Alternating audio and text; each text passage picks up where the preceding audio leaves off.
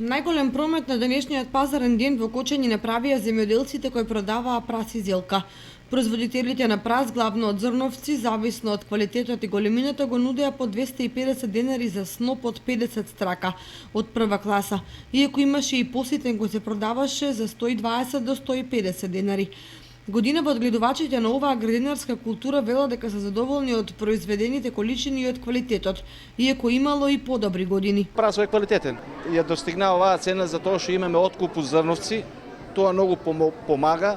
Има луѓе нели што доста поголеми површини садат и дават го на откуп и се задоволни. Да речеме, еден декар убав прас може да даде у килажа 5 тона, значи 8 динара е откуп од 40.000, тоа е добра заработувачка. Според овој земјоделец, одгледувањето на прас е мощно доходовно, иако бара многу работа. Тоа е многу макатрапна работа.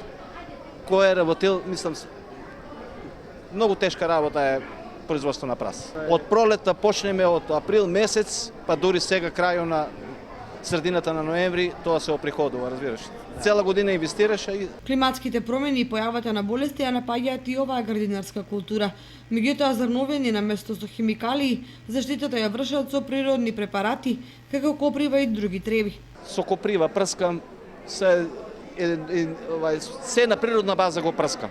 Сега додека е расадо, неле, заштитиме го со инсектицид за да нема, неле, а иначе само со на природна база.